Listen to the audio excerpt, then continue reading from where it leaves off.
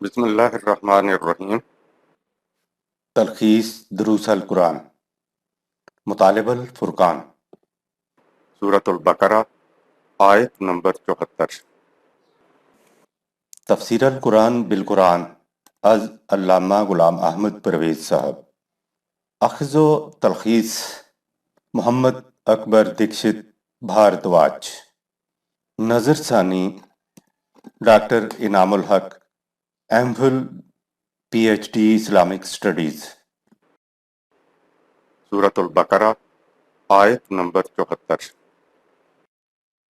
ثم قست قلوبكم من بعد ذلك فهي كالحجارة أو أشد قسوة وإن من الحجارة لما يتفجر منه الأنهار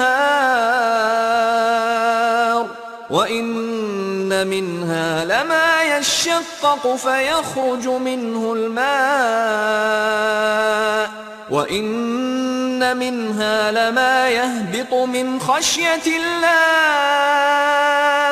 وَمَا اللَّهُ بِغَافِلٍ عَمَّا تَعْمَلُونَ۔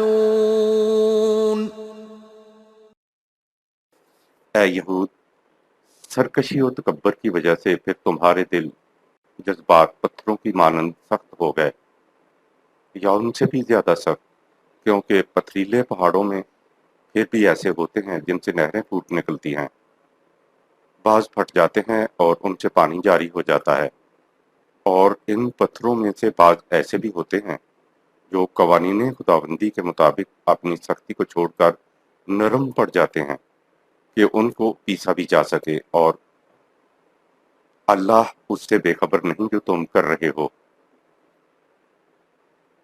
قسط، قساوت، مضبوطی اور ٹھوس پن میں سخت، کل حجارہ، پتھر کی مانند،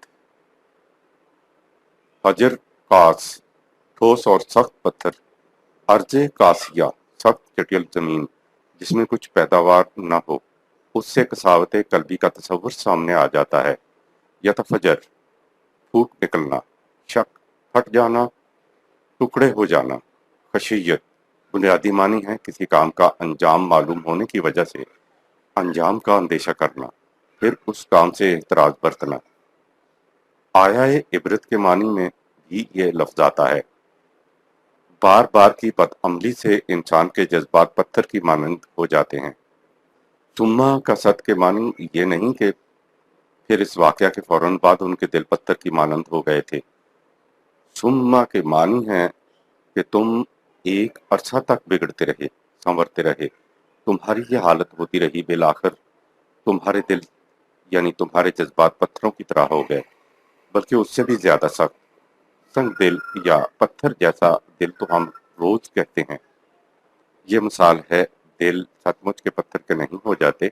کہا کہ پتھروں میں سے تو پھر بھی پانی ٹپکتا ہے، اور کچھ ایسے بھی ہیں جن سے چشمے بہہ نکلتے ہیں۔ آپ یہود کی تاریخ کو دیکھیں، انہوں نے ہمیشہ مظلوم کی مظلومیت کا استحصال کیا۔ وَمَا اللَّهُ بِغَافِلٍ عَمَّا تَعْمَلُونَ، سورہ 2 آیت 74۔ نے بتا دیا کہ یہ کچھ کام کرنے والی بات تھی جس سے خدا غافل نہیں تھا۔ بات تو یہود کی ہو رہی ہے، لیکن یہ ہمارے لیے بھی ہے، قیامت تک کے لیے ہے۔ خود جماعت مومنین سے کہا گیا کہ دیکھنا تمہارے دل کہیں اہل کتاب کی مانند نہ ہو جائیں، سورہ 57 آیت نمبر 16۔ ابتدا میں ان کے دل نرم تھے، آہستہ آہستہ یہ سنگ دل ہو گئے تھے۔ آیت نمبر 75۔ أفتطمعون أن يؤمنوا لكم وقد كان فريق منهم يسمعون كلام الله ثم يحرفونه من بعد ما عقلوه وهم يعلمون۔ اے جماعت مومنین، ان یہود کے تکبر، سرکشی اور قساوت قلبی دیکھ کر بھی کیا تم لوگ یہ توقع رکھتے ہو کہ یہ لوگ تمہاری بات مان کر ایمان لے آئیں گے؟ حالانکہ ان میں ایک گروہ ایسا بھی رہا ہے جو ہمیشہ قوانین خداوندی کو سننے اور سمجھ چکنے کے بعد جان بوجھ کر اس میں تحریف کرتا رہا ہے، اور وہ جانتے ہیں کہ یہ قرآن اللہ کا کلام ہے۔ افا تطمعون، ذہن کی پوری آمادگی کے ساتھ توقع کرنا، یحرفون، تحریف کرنا، اصل کو غلط سے بدل دینا۔ آیت نمبر 76۔ وَإِذَا لَقُوا الَّذِينَ آمَنُوا قَالُوا آمَنَّا وَإِذَا خَلَا بَعْضُهُمْ إِلَى بَعْضٍ قَالُوا أَتُحَدِّثُونَهُم بِمَا فَتَحَ اللَّهُ عَلَيْكُمْ لِيُحَاجُّوكُم بِهِ عِندَ رَبِّكُمْ افلا تعقلون۔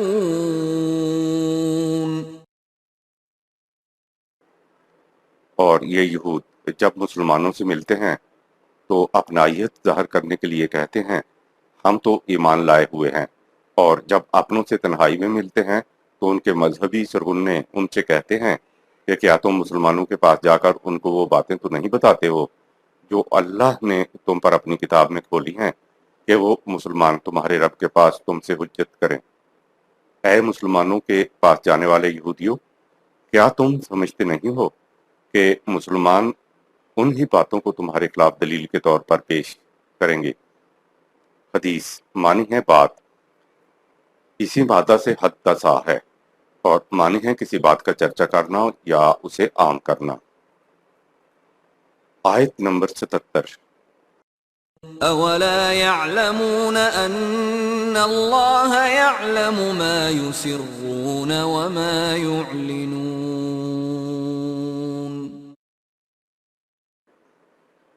کیا ان یہود کو اتنا بھی معلوم نہیں کہ اپنی نازل کردہ تعلیم کو اللہ جانتا ہے؟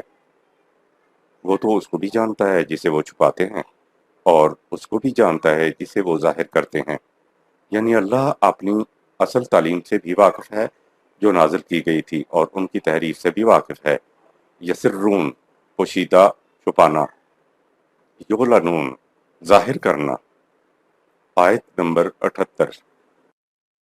وَمِنْهُمْ أُمِّيُّونَ لَا يَعْلَمُونَ الْكِتَابَ إِلَّا أَمَانِيَّ وَإِنْ هُمْ إِلَّا يَظُنُّونَ۔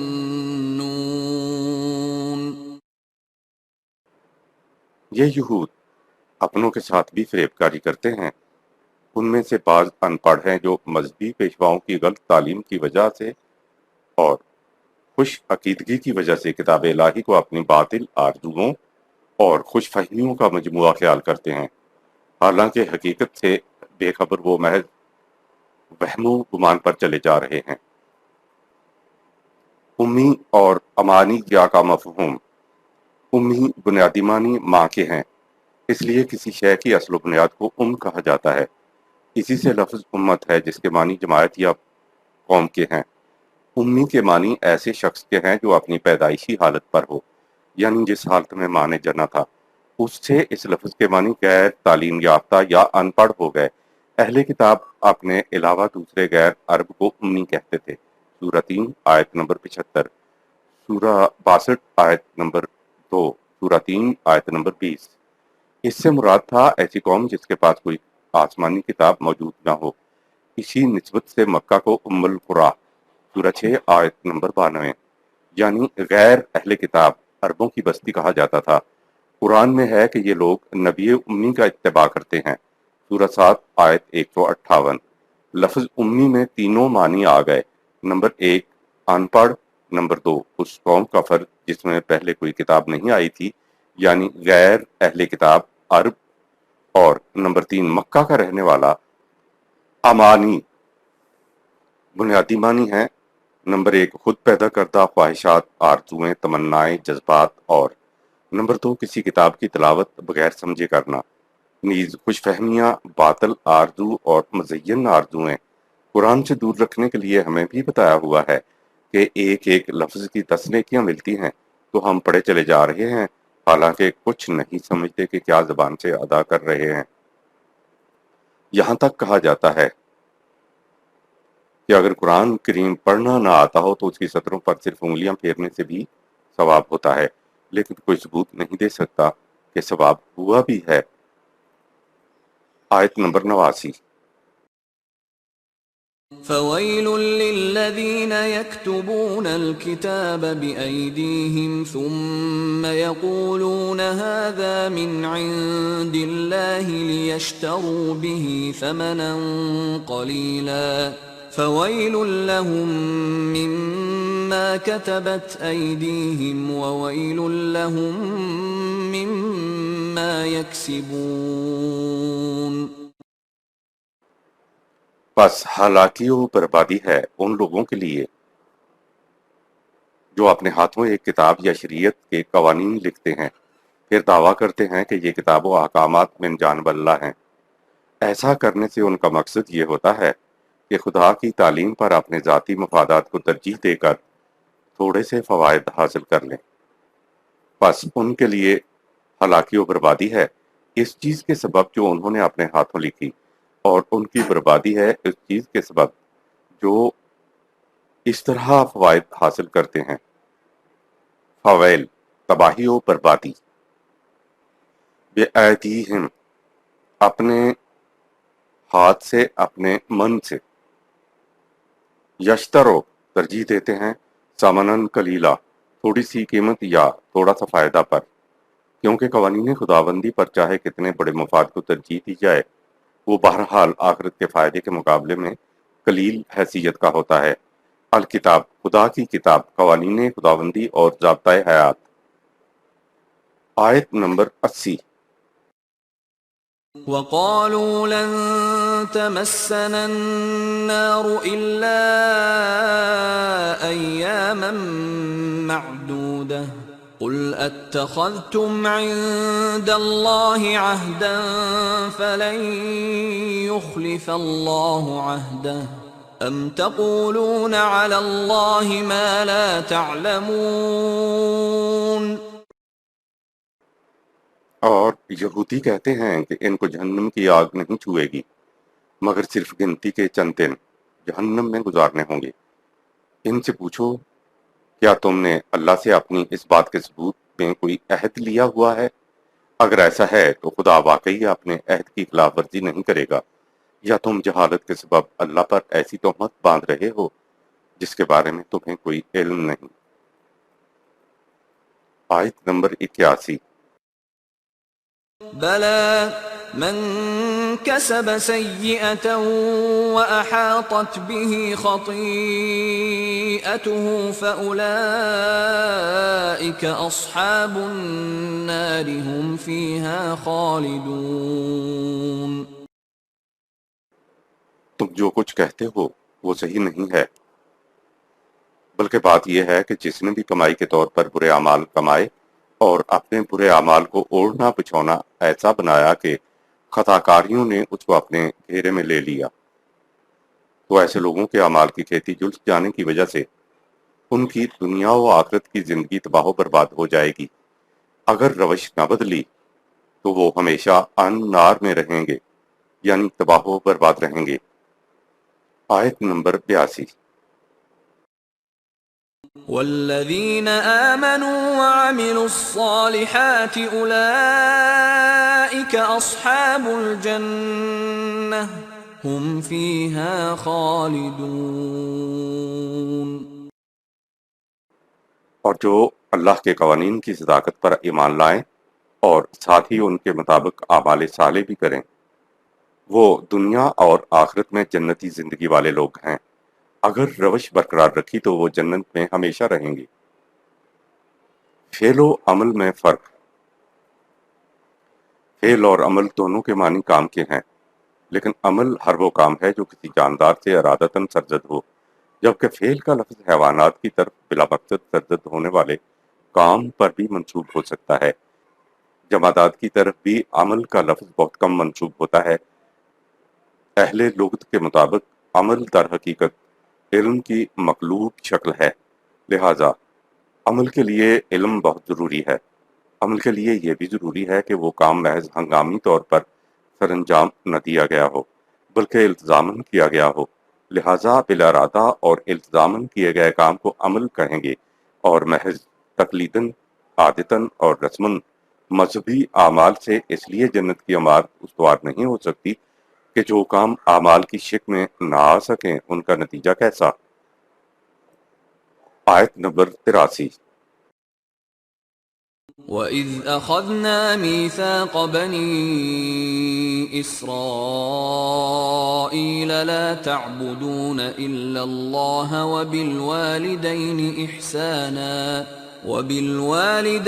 إِحْسَانًا وَذِي الْقُرْبَى وَالْيَتَامَى وَالْمَسَاكِينِ وَقُولُوا لِلنَّاسِ حُسْنًا وَأَقِيمُوا الصَّلَاةَ وَآتُوا الزَّكَاةَ ثُمَّ تَوَلَّيْتُمْ إِلَّا قَلِيلًا مِّنكُمْ وَأَنتُم مُّعْرِضُونَ۔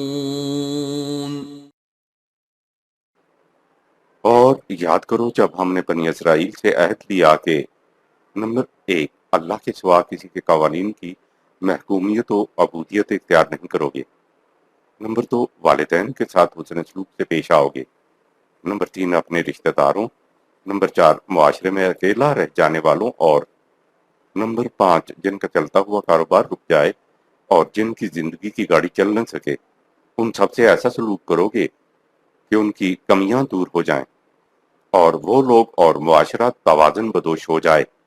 اور تم نے یہ عہد بھی کیا تھا کہ نمبر 6 لوگوں کے ساتھ خوش معاملگی کے ساتھ پیش آؤ گے، اور نمبر 7 انہیں اچھی باتوں کی تلقین کرو گے، اور نمبر 8 نظام الصلاۃ جس میں تمام افراد قوانین خداوندی کا اتباع کریں گے، اور نظام الزکوٰۃ جو ان کی نشو و نما کا سامان بہم پہنچائیں قائم کرو گے۔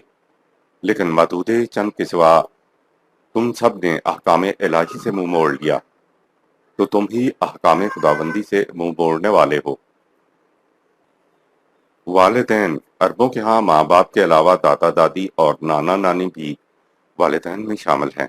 اولاد میں بیٹے بیٹیاں اور پوتے پوتیاں نیز نواسے نواسیاں شامل ہیں۔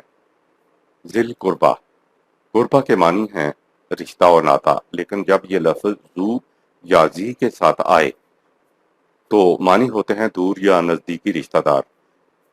یتاما جو تنہا رہ جائے، ماں باپ فوت ہو چکے ہوں، اور وہ عورتیں جن کو شوہر نہ مل سکے ہوں وہ بھی یتیم کہتے ہیں۔ مساکین حرکت کا بند ہو جانا، کسی کا ایک مقام پر رک کر رہ جانا، چلتا ہوا کاروبار رک جانا۔ قولوا للناس حسنا، اچھی باتیں کرنا ہی نہیں بلکہ معاملات اور روابط میں توازن برقرار رکھنا بھی شامل ہے، نیز پروگرام اور تجاویز بھی اس میں شامل ہے۔ اقامت الصلاۃ، خدا کی اطاعت کرنے کے لیے خدا کی صفات کو محسوس پیکروں میں ڈھال کر ان محسوس پیکروں کی زندہ اتھارٹی کی ابتدا میں اطاعت کرنا الصلاۃ قائم کرنا کہلاتا ہے۔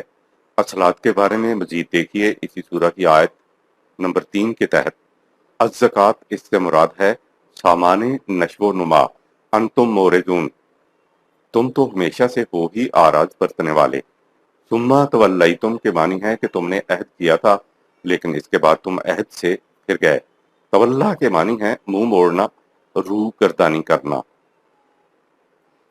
بنی اسرائیل کے عہد کی تفصیل میں سب سے پہلے والدین کے ساتھ احسان کرنے کی وجہ۔ عہد تو یہ تھا کہ وَإِذْ أَخَذْنَا مِيثَاقَ بَنِي إِسْرَائِيلَ لَا تَعْبُدُونَ إِلَّا اللَّهَ، سورہ 2 آیت نمبر 83۔ اس کے ساتھ مزید شقیں اس آیت میں بیان کی گئی ہیں۔ اس تفصیل میں ابتدا گھر کی زندگی سے شروع کی گئی۔ گھر معاشرے کی اکائی ہے۔ قرآن نے کہیں بھی یہ تاکید نہیں کی کہ تم بچوں کی پرورش کیا کرو۔ بچوں کی پرورش تو ہر حیوان کرتا ہے۔ بچوں کی پرورش کا جذبہ حیوانوں کی طرح انسان کی جبلت میں بھی داخل ہے۔ جذبات ودیت کر کے خدا نے پرورش کا انتظام کیا ہوا ہے۔ البتہ انسان اور حیوان میں فرق ہے۔ جب حیوان کا بچہ ایک خاص عمر کو پہنچ جائے تو نہ ماں اس کو پہچانتی ہے کہ یہ میرا بچہ ہے، اور نہ ہی وہ بچہ پہچانتا ہے کہ وہ میری ماں ہے، جبکہ انسان کو یہ بات یاد رہتی ہے۔ اسی لیے یہ بات کی کہ جب ماں باپ ایسی عمر کو پہنچ جائیں کہ وہ اپنی پرورش خود کرنے کے قابل نہ رہیں تو ان کی دیکھ بھال کرو، کیونکہ اس مرحلے میں بچوں میں پرورش کرنے کے جبلی جذبات ختم ہو جاتے ہیں۔ یہی وجہ ہے کہ قرآن کو یہ تاکید کرنا پڑی کہ ماں باپ کے ساتھ احسان کا برتاؤ کرو۔ احسان کا مطلب کسی کو زیر بار کرنا نہیں ہے۔ قرآن نے احسان کی تشریح خود کر دی کہ حل جزاء الاحسان الا الاحسان، سورہ 55 آیت نمبر 60۔ یعنی حسن تو نام ہی توازن کا ہے۔ تم کسی کا توازن درست کرنا چاہتے تھے، وہ درست ہو گیا، تو اس کے علاوہ اور کیا جزا ہو سکتی ہے؟ توازن درست کرنے کی جزا توازن کا درست ہو جانا ہی ہے۔ انسان بچپن کی پرورش کے بدلے میں ماں باپ کی پرورش کر کے اپنے پر احسان کے بوجھ کو نہیں اتار رہا ہوتا، بلکہ یہ خدا کا حکم ہے کہ ماں باپ کی پرورش کی جائے، ان کے توازن کو درست رکھا جائے۔ یہ بات یاد رہے کہ ماں باپ کی اطاعت فرض نہیں ہے، بلکہ ان کا توازن درست رکھنا فرض ہے۔ اطاعت تو صرف قوانین خداوندی ہی کی جائے گی۔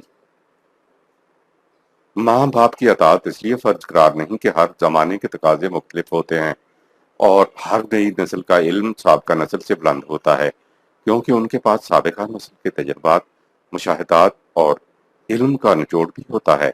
اگر ماں باپ کی اطاعت فرض ہوتی تو آج تک انسان غاروں میں رہ رہا ہوتا۔ آگے پھر دوسری شکوں کا ذکر ہے۔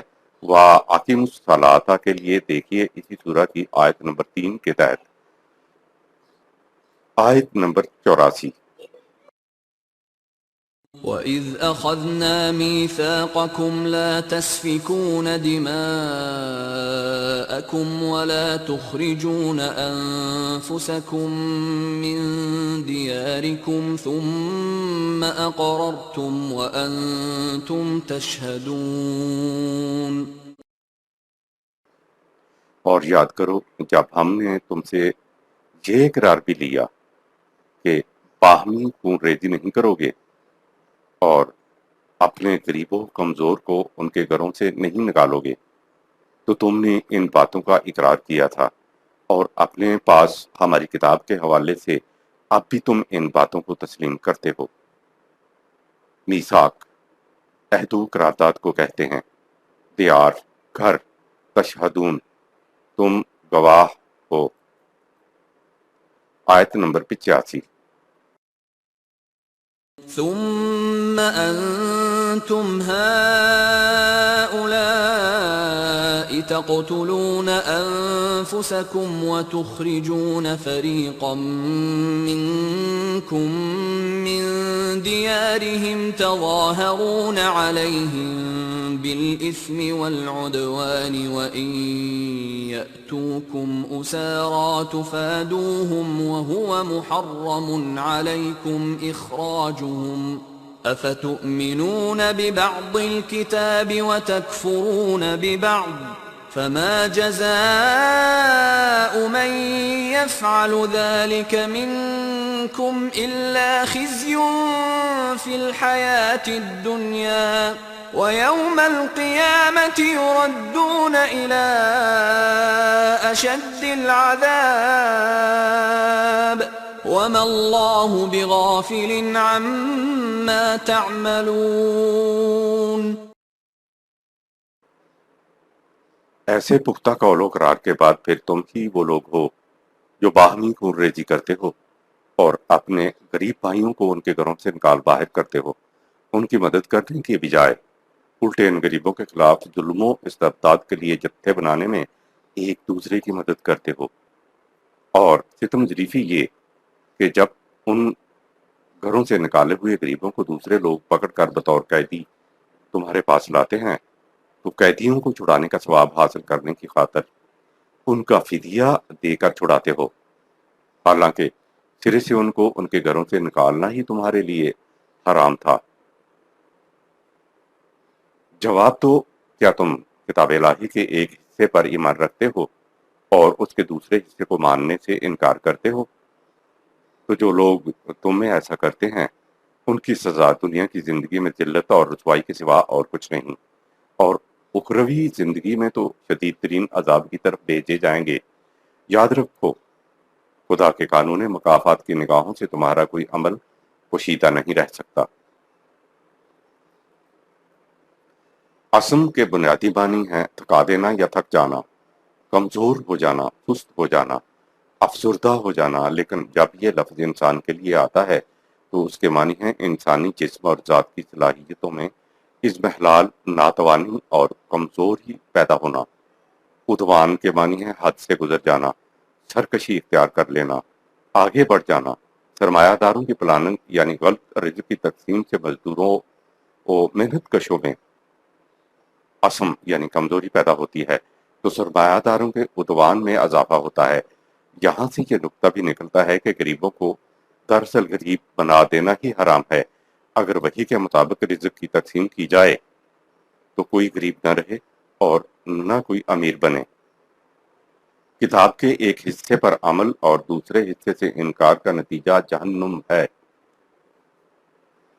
مذہب کی دنیا میں انسان انفرادی نجات کے لیے فکر مند ہوتا ہے، اجتماعیت کی طرف آتا ہی نہیں۔ اس میں پہلے تو رزق کی غلط تقسیم سے لوگوں کو غریب بنایا جاتا ہے اور پھر صدقات و خیرات دے کر ان کی مدد کی جاتی ہے اور سمجھا جاتا ہے کہ اس طرح ہماری نجات ہو جائے گی۔ مذہب میں سمجھا یہ جاتا ہے کہ ثواب کمانے کے لیے معاشرے میں غریبوں کا ہونا بھی ضروری ہے۔ اگر یہ نہ ہو تو پھر ثواب کیسے کمایا جائے گا؟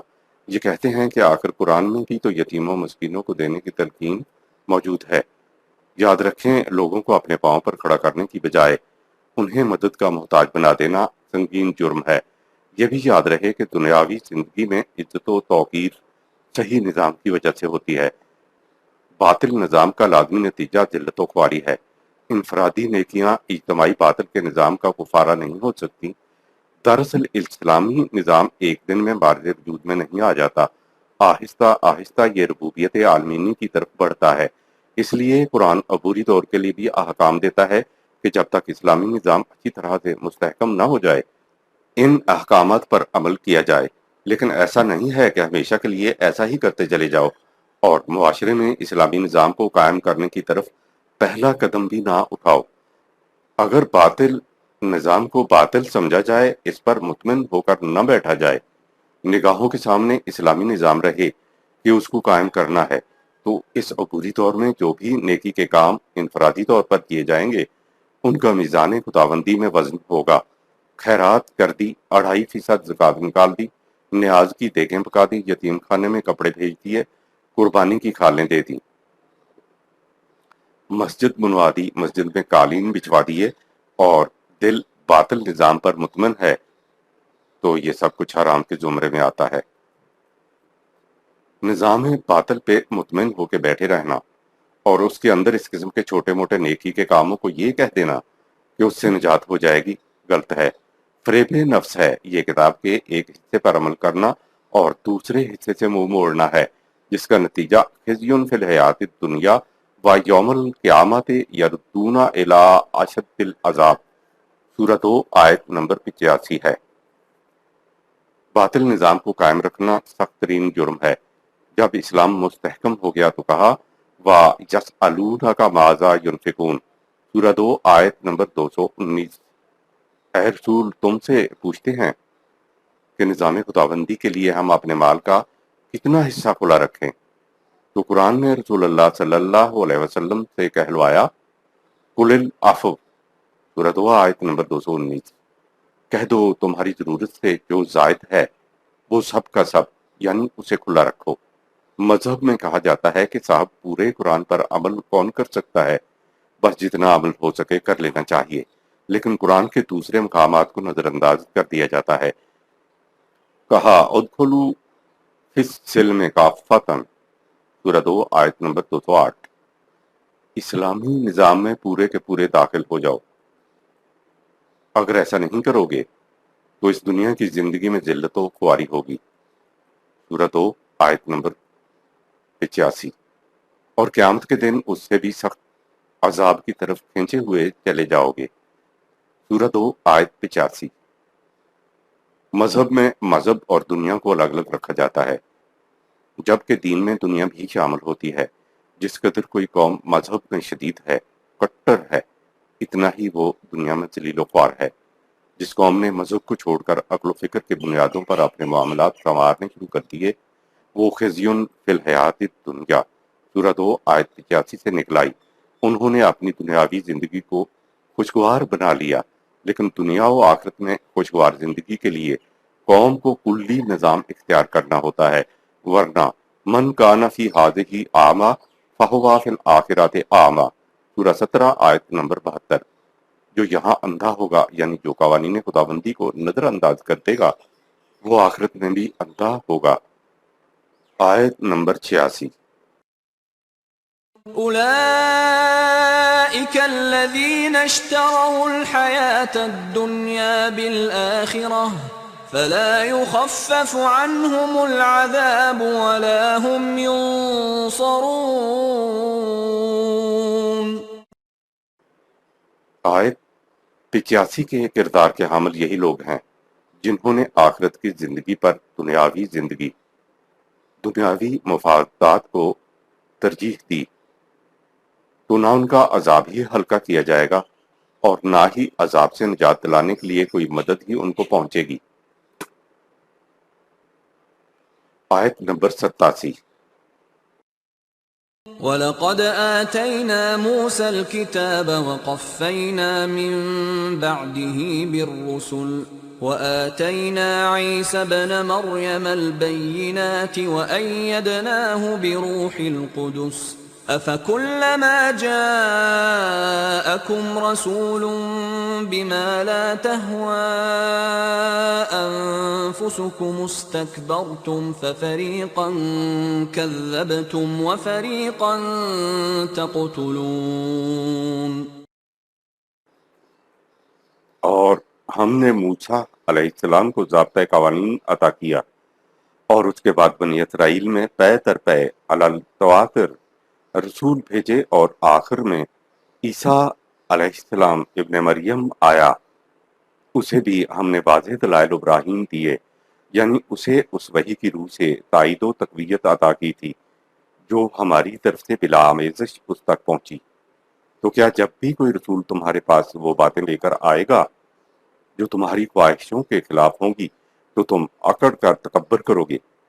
تمہاری تو ہمیشہ سے یہ روش رہی ہے کہ تم نے انبیاء کے ایک گروہ کو جھٹلایا اور بعض کے قتل تک کے درپے ہو گئے۔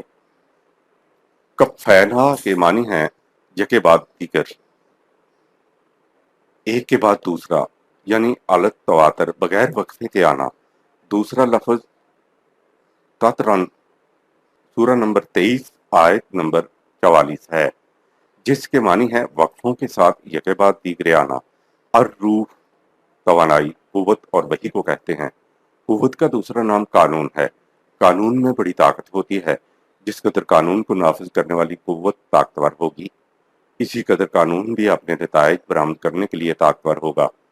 خدا کے قوانین میں اس لیے بے پناہ قوت ہے کہ اس کے نافذ کرنے والے خدا میں سب سے زیادہ قوت ہے۔ اخلاقی قوانین میں پوشیدہ قوت اسی وقت اپنے جلوے دکھا سکتی ہے جب ان کو نافذ کرنے والی جماعت طاقتور ہو۔ یہاں سے معلوم ہوا کہ جماعت مومنین نے اخلاقی قوانین کو نافذ کرنے میں اپنی تمام تر قوتیں صرف کر دی تھیں، تبھی جا کر اخلاقی قوانین کے ثمرات سے اس وقت کا معاشرہ مستفید ہوا تھا۔ روح القدس کے معنی ہے وہ توانائی جو وحی کو دور دور تک لے جائے۔ اس کے علاوہ روح القدس رسول کا فریضہ بھی ہے، یعنی وحی کو دور دور تک پھیلانا۔ نیز آمیزشوں و آلائشوں سے پاک و صاف، اور روح القدس سے مراد حضرت جبرائیل بھی ہیں۔ ان کو روح الامین بھی کہا گیا ہے۔ قدس کے معنی ناپاکی سے دور ہونا مجازی معنی ہیں، ورنہ اس کے بنیادی معنی دور دور تک جانے والی چیز کے ہوتے ہیں۔ کذب ماننے کے باوجود عمل ماننے کے خلاف کرنا۔ قرآن کریم نے کتاب موسیٰ کا نام تورات نہیں بتایا ہے۔ اس آیت میں ہے کہ موسیٰ علیہ السلام کو کتاب یعنی ضابطۂ ہدایت دیا۔ عام طور پر کہا جاتا ہے کہ تورات موسیٰ علیہ السلام کی کتاب ہے جو خدا نے ان کو دی۔ یہ بات غلط ہے۔ قرآن نے کتاب موسیٰ کا نام نہیں بتایا، بس اسے کتاب موسیٰ کہا ہے۔ دوسرے مقام پہ کہا صحف ابراہیم و موسیٰ، سورہ نمبر 87 آیت نمبر 19۔ یہ جو آج بائبل موجود ہے اس کے دو حصے ہیں، ایک ہے عہد نامہ عتیق اور دوسرا ہے عہد نامہ جدید۔ عہد نامہ جدید تو انجیل کو کہتے ہیں، جو حضرت عیسیٰ علیہ السلام پر نازل ہوئی، جبکہ عہد نامہ عتیق اس تعلیم کا مجموعہ ہے جو حضرت موسیٰ علیہ السلام سے لے کر حضرت عیسیٰ علیہ السلام سے پہلے انبیاء کرام پر نازل ہوئی۔ تورات 39 کتابوں پر مشتمل ہے، لہذا تورات حضرت موسیٰ علیہ السلام کی کتاب نہیں ہے۔ جب مرزا قادیانی سن 1835 تا سن 1908 عیسوی سے کہا جاتا کہ تم کون سی کتاب لائے ہو، تو وہ کہا کرتا تھا کہ دیکھو ہر نبی پر کتاب نہیں اترا کرتی۔ انبیاء بنی اسرائیل حضرت موسیٰ علیہ السلام کی کتاب تورات کے مطابق فیصلے کرتے تھے، اور تورات حضرت موسیٰ علیہ السلام کی کتاب ہے، لہٰذا نبی آ سکتا ہے جو سابقہ بڑے نبی کی کتاب کے مطابق فیصلے دے۔ مرزا قادیانی کا قرآن کا علم ملاحظہ فرمائیں کہ اسے یہ معلوم نہیں کہ تورات حضرت موسیٰ علیہ السلام کی کتاب نہیں ہے۔ قرآن نے کہیں بھی تورات کو موسیٰ علیہ السلام کی کتاب نہیں کہا۔ یہودی بھی تورات کی 5 کتابوں پیدائش، خروج، احبار، گنتی اور استثناء کو موسیٰ کی کتاب کہتے ہیں۔ ساری تورات کو وہ بھی موسیٰ علیہ السلام کی کتاب نہیں کہتے۔ حضرت عیسیٰ علیہ السلام کو دی جانے والی وحی کو خاص طور پر روح القدس کیوں کہا گیا؟ یہودیوں کا یہ عقیدہ تھا کہ وحی یا نبوت صرف بنی اسرائیل کی نسل تک محدود رہے گی، اس کے باہر وحی نہیں جائے گی۔ جو یہودی نسل سے تعلق نہ رکھتا ہو وہ یہودی مذہب اختیار نہیں کر سکتا تھا۔ یہودیت کو انہوں نے اپنی نسل تک محدود کر دیا تھا۔ حضرت عیسیٰ علیہ السلام آئے تو کہا کہ دنیا کا ہر شخص وحی سے فیض یاب ہو سکتا ہے۔ ان پر یہودیوں کا ایک الزام یہ بھی تھا کہ یہ شخص غیر یہودیوں کو خدا کی سلطنت کے اندر داخل کرتا ہے، اس لیے قرآن نے ہر جگہ حضرت عیسیٰ علیہ السلام کی وحی کی خصوصیت روح القدس بتائی ہے، یعنی وہ وحی جو بڑی دور تک جائے گی، یہودی نسل میں مقید نہیں رہے گی۔ یہ عالمگیریت کی طرف ابتدا تھی جس کی انتہا محمد صلی اللہ علیہ وسلم کی وحی پر ہو گئی ہے۔ یہود خود ساختہ عقائد کی پاسداری وحی سے بھی پڑھ کر کرتے تھے، کیا یہ مرض ہم میں تو نہیں؟ یہ جو آیت میں آیا ہے کہ تو کیا یہ جب بھی کوئی رسول تمہارے پاس وہ باتیں لے کر آئے گا جو تمہاری خواہشوں کے خلاف ہوں گی تو تم اکڑ کر تکبر کرو گے۔ سورہ 2 آیت نمبر 87۔ یہ بات صرف یہود کی نہیں کی گئی ہے، قرآن تو ابدی حقائق بیان کرتا ہے، یہ بات ہم سے بھی کہی گئی ہے۔ جو باطل عقائد ہمارے چلے آ رہے ہوتے ہیں، اگر ان کی تائید بھی کوئی شخص کچھ کہتا ہے تو ہم جھوم جاتے ہیں کہ سبحان اللہ کیا بات کی ہے۔ جو ہی کسی نے کوئی ایسی بات کہہ دی جو ہمارے عقیدے کے خلاف ہو تو لٹ لے کر کھڑے ہو جاتے ہیں، سوچتے تک نہیں کہ یہ بات صحیح کہی گئی ہے یا نہیں۔ سچ اور جھوٹ کا معیار ہمارے ہاں یہ ہے کہ جو عقائد چلے آ رہے ہیں بس وہی صحیح ہیں۔ 2 ہی چیزیں ہیں، اگر ایمان کی بات ہے تو قرآنی سند درکار ہے، اور اگر عقل و فکر کی بات ہے تو دلیل درکار ہے۔ یہ دونوں چیزیں ہمارے مذہبی طبقے میں نہیں ہیں، بس یہ بات ہوتی ہے کہ وہاں نہ جانا عقیدہ بگڑ جائے گا، ایمان میں خلل آ جائے گا۔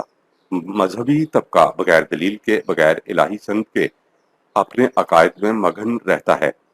ان کے پاس دلیل بس یہ ہوتی ہے کہ کروڑوں انسان برسہ برس سے مانتے چلے آ رہے ہیں اور یہ نئی بات کہہ رہا ہے۔ آیت نمبر 88۔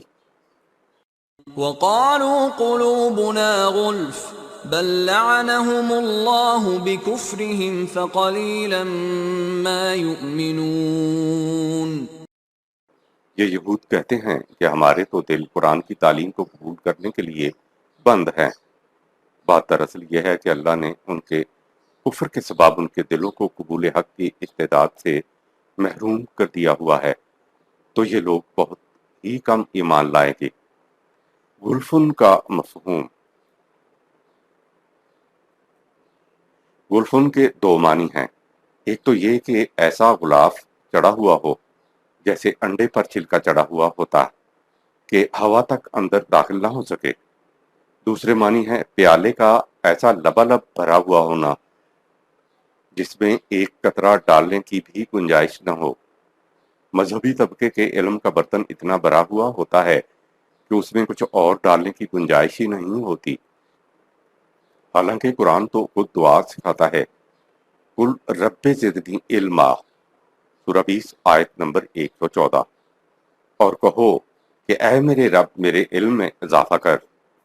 یہاں خدا کی صفت رب اس لیے آئی کہ ربوبیت ہوتی ہی وہ ہے جو کسی شے کو نقطۂ آغاز سے اس کے نقطۂ تکمیل تک درجہ بدرجہ پہنچائے، اور علم تو تدریجاً ہی حاصل کیا جاتا ہے۔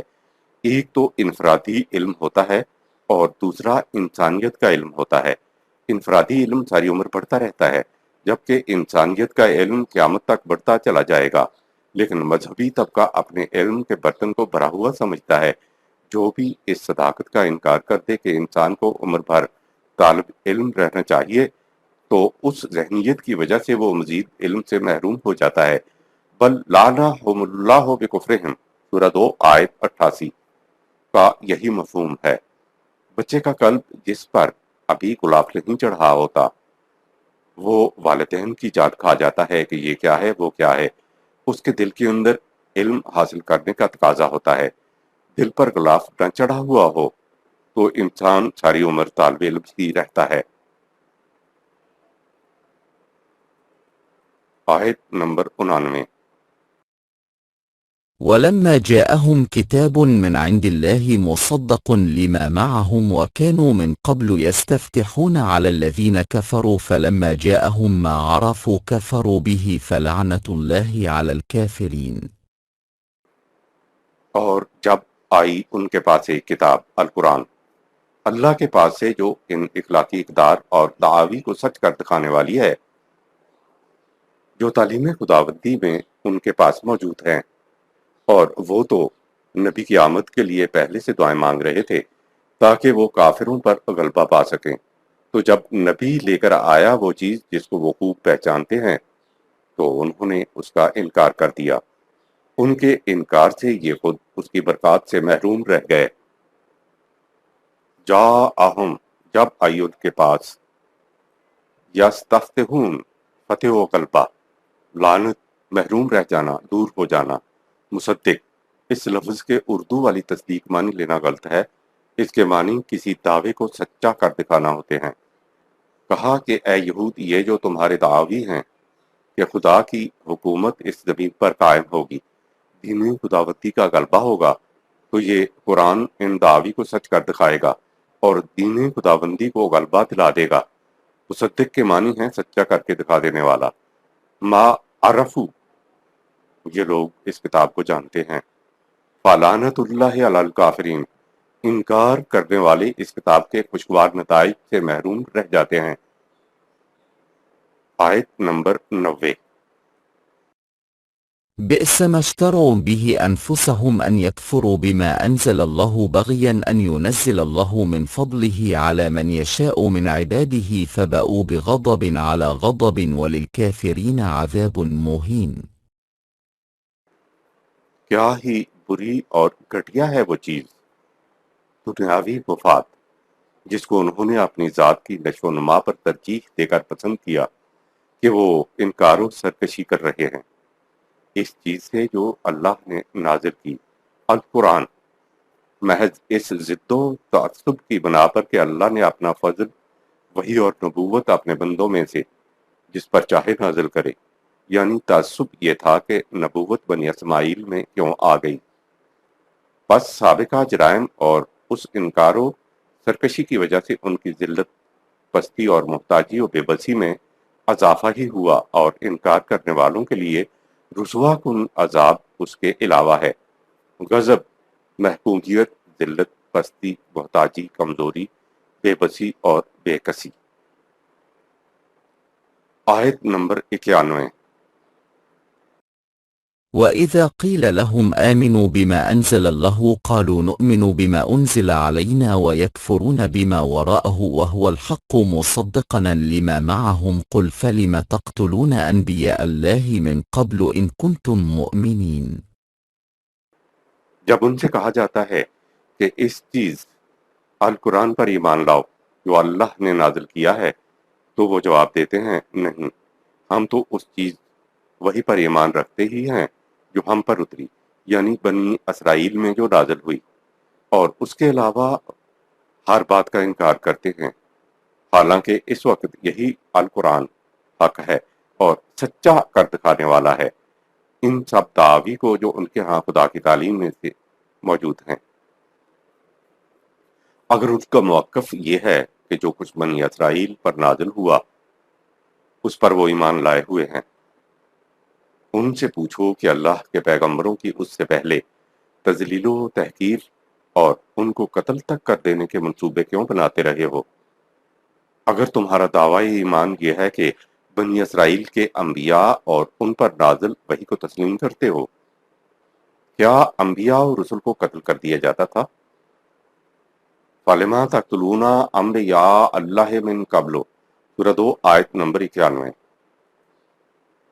عام ترجمہ ہے کہ پھر تم نے اس سے بیشتر جو انبیاء تمہاری طرف آئے انہیں کیوں قتل کر دیا؟ یہاں تو انبیاء کا ذکر ہے، لیکن دوسرے مقام پہ رسولوں کا بھی ذکر ہے۔ قُلْ قَدْ جَاءَكُمْ رُسُلٌ مِّن قَبْلِي بِالْبَيِّنَاتِ وَبِالَّذِي قُلْتُمْ فَلِمَا قَتَلْتُمُوهُمْ، سورہ نمبر 3 آیت نمبر 183۔ عمومی ترجمہ ہے کہ ان سے کہو کہ مجھ سے پہلے تمہارے پاس رسول کھلی کھلی نشانیاں اور وہی چیز لے کر آئے تھے جو تم چاہتے تھے، تو تم بتاؤ تم نے انہیں قتل کیوں کر دیا؟ ان دونوں آیات کے عمومی ترجمہ سے نظر بظاہر ایسا لگتا ہے کہ لوگ انبیاء اور رسل کو قتل کر دیا کرتے تھے۔ عربی زبان میں قتل کا مفہوم آیت سورہ 2 آیت 54 کے تحت گزر چکا ہے، اس لیے ہم کہتے ہیں کہ نہیں، ایسا نہیں ہوا کرتا۔ ہم اپنی بات کی تائید میں قرآن کی آیات پیش کرتے ہیں۔ إن الذين يحدون الله ورسوله أولئك في الأذلين، سورہ 58 آیت نمبر 20۔ جو خدا اور رسول کے خلاف جنگ کریں گے یقیناً وہ مغلوب ہوں گے۔ اس سے اگلی آیت ہے کتب اللہ لا اغلبن انا و رسولی، سورہ 58 آیت نمبر 21۔ خدا نے اس بات کو لازم کر دیا ہوا ہے کہ میں اور میرے رسول ہمیشہ غالب رہیں گے۔ ان دونوں آیات میں حتمی طور پر دعویٰ ہے کہ جو خدا اور رسول یعنی نظام خداوندی سے جنگ کریں گے وہ مغلوب ہوں گے، اور دوسرا دعویٰ ہے کہ میں یعنی میرا نظام اور رسول ہمیشہ غالب رہیں گے۔ انہی آیات میں قرآن نے دو گروہ گنائے ہیں، ایک حزب الشیطان یعنی ہر غیر خداوندی گروہ، تو ان کے لیے کہا الا ان حزب الشیطان هم الخاسرون، سورہ 58 آیت نمبر 29۔ یاد رکھو حزب الشیطان مقابلے میں تباہ ہونے والے ہیں۔ دوسرا گروہ بتایا حزب اللہ، تو کہا الا ان حزب اللہ هم المفلحون، سورہ 58 آیت نمبر 22۔ یاد رکھو خدا کی پارٹی یا گروہ یہ کامیاب ہوں گے، یعنی جو حزب اللہ نہیں ہے وہ ناکام رہیں گے اور حزب اللہ ہیں وہ کامیاب رہیں گے۔ یہ بین آیات ہیں کہ خدا کے رسول غالب آئیں گے۔ اب اگر خدا کے رسولوں کو انبیاء کو قتل کر دیا جاتا تھا تو مقتول تو غالب نہیں آیا کرتا۔ قتل انبیاء یا قتل رسول تو غلبے والی بات نہیں ہے، تو یہ کیا چیز ہے؟ ہم کرتے یہ ہیں کہ قرآن کریم کے لفظ کا جو مروجہ مفہوم یا ترجمہ روایات یا اسرائیلیات کی روح سے چلا آ رہا ہے وہی لے لیتے ہیں اور الجھنیں پیدا کر لیتے ہیں۔ بنی اسرائیل فخر سے کہا کرتے تھے کہ انہوں نے حضرت عیسیٰ علیہ السلام کو صلیب پر چڑھا کر قتل کر دیا۔ انہی کے تصور کی روح سے مسلمان بھی مانتا چلا آ رہا ہے کہ انہیں پکڑا اور صلیب پر چڑھا دیا، حالانکہ قرآن کہتا ہے کہ وما قتلوہ وما صلبوہ، سورہ 4 آیت نمبر 157، نہ قتل کیا گیا اور نہ صلیب پر چڑھایا گیا۔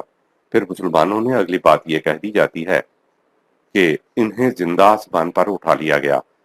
قتل کا مفہوم ہم پہلے سورہ 2 آیت 54 اور ذبح ابناء کی آیت میں بتا چکے ہیں کہ سچ مچ جان سے مار دینے کے علاوہ قتل کے معنی کسی کو ذلیل و خوار کرنا، پست کرنا، غیر مؤثر کر کے پیچھے دھکیل دینا، اور جو پیغام ایک نبی رسول لایا ہے اس کے لیے ایسا ماحول بنا دینا کہ کوئی اس کے پیغام کی طرف دھیان نہ دے۔ ان تمام چیزوں کے لیے عربی میں لفظ قتل استعمال ہوتا ہے۔ جب آپ اس طرح معنی لیں گے تو قرآن کا دعویٰ کہ میرے رسول غالب رہیں گے میں کوئی الجھن نہیں رہے گی۔ ہنگامی اور وقتی طور پر شکست بھی ہو سکتی ہے، لیکن آخر الامر کامیابی رسولوں کے حصے میں آتی ہے۔ تاریخ قرآنی تو یہ بتاتی ہے کہ ایک نبی رسول جب اپنا پیغام لوگوں تک پہنچانے کی کوشش کرتا تو اسی جگہ پر نظام خداوندی کی تشکیل کی بھی کوشش کرتا تھا۔ اگر اس جگہ پر حالات سازگار نہ ہوتے تو وہ اپنے ساتھیوں کے ساتھ کسی سازگار مقام کی طرف ہجرت کر جاتا تھا اور وہاں جا کر نظام خداوندی کی تشکیل کرتا تھا۔ جب نبی رسول وفات پا جاتا تو کچھ عرصہ تک نظام چلنے کے بعد دین مذہب بن جاتا اور لوگ پیغام خداوندی پہ تحریف کر کے اسے کچھ سے کچھ بنا دیا کرتے تھے۔ یوں قوم محکوم و مغلوب ہو جاتی تھی۔ دوسرا نبی آتا اور وہ اپنی وحی کے ذریعے آمیزشوں کو دور کر کے پھر سے آیات اللہ کو محکم کر دیتا اور اپنی قوم کو محکومی سے نجات دلا کر غالب حیثیت میں لے آتا تھا۔ قرآن میں ہمیں 3 انبیاء اکرام کے متعلق قتل جان سے مار دینے کی سازش ملتی ہے۔ ایک تو حضرت ابراہیم علیہ السلام، دوسرے حضرت عیسیٰ علیہ السلام اور تیسرے محمد صلی اللہ علیہ وسلم کے متعلق۔ قرآن ہی سے ہم یہ جانتے ہیں کہ مخالفین ان تینوں کو جان سے مار دینے والا قتل نہ کر سکے تھے، لہٰذا ہم سمجھتے ہیں کہ باقی انبیاء اور رسل کے ساتھ بھی جان سے مار دینے والے قتل کا معاملہ پیش نہیں آیا ہوگا۔ یہ بات یاد رہے کہ جو نبی ہوتا ہے وہ رسول بھی ہوتا ہے، اور جو رسول ہوتا ہے وہ نبی بھی ہوتا ہے۔ نبی اور رسول ایک ہی سکہ کے 2 رخ ہیں۔ اکثر سننے میں آتا ہے کہ صاحب ایمانداری سے بھی دکانداری کر کے دیکھ لی، کوئی کامیابی نہیں ہوئی۔ ہاں، غلط معاشرے میں ایسا ہی ہوتا ہے، لیکن ایمانداری انفرادی نہیں بلکہ معاشرے نے اگر اجتماعی طور پر ایمانداری کو اپنایا ہوا ہے تو کامیابی یقینی ہے۔ ہو نہیں سکتا کہ صحیح معاشرے میں ایمانداری سے کی جانے والی دکانداری فیل ہو جائے۔ لہٰذا آیت فَلِمَا تَقْتُلُونَ انبیاء اللہ من قبل ان کنتم مومنین، سورہ 2 آیت نمبر 91 کا مفہوم یہ ہوگا کہ اگر تم اپنے دعوی ایمان میں سچے ہو اور کہتے ہو کہ ہم بنی اسرائیل کے انبیاء پہ تو ایمان لائیں گے، تو تم بتاؤ بنی اسرائیل کے انبیاء پر ایمان لانے کی بجائے ان کو ذلیل و خوار اور ان کی تحقیر کیوں کیا کرتے تھے؟ ہماری کہانی بنی اسرائیل کی زبانی۔ بات تو بنی اسرائیل کی ہو رہی ہے، لیکن آئینہ ہمیں دکھایا جا رہا ہے۔ ہمارے تعصب کا یہ عالم ہے کہ اپنے فرقے کے علاوہ کسی دوسرے فرقے کو حق پر نہیں سمجھتے۔ یہ دوسری بات ہے کہ کوئی فرقہ حق پر ہوتا ہی نہیں۔ ایک فرقے والے اپنے متبعین کو دوسرے فرقے والوں کے پاس جانے سے روکتے ہیں کہ ایمان خراب ہو جائے گا۔ وہ ایمان کس کام کا جو کہیں جانے سے خراب ہو جائے؟ کوئی فرقہ دوسرے فرقے کی بات کو کھڑے ہو کر غور و فکر نہیں کرتا۔ ہر فرقے نے یہ روش بنا لی ہوئی ہے کہ جہاں کہیں روایات سے ہٹ کر قرآن کی تفسیر قرآن سے کسی نے کی تو فوراً رد کر دیتے ہیں کہ ایسا تو ہم نے اپنے سلف صالحین سے سنا ہی نہیں۔ بنی اسرائیل سے کہا جا رہا ہے کہ بات بنی اسرائیل کے انبیاء اور ان کی تعلیم کی نہیں ہے۔ تمہاری تو کیفیت یہ ہے کہ جو بات بھی تمہاری مفاد پرستیوں کے خلاف جاتی ہو تم اس کا انکار کر دیتے ہو۔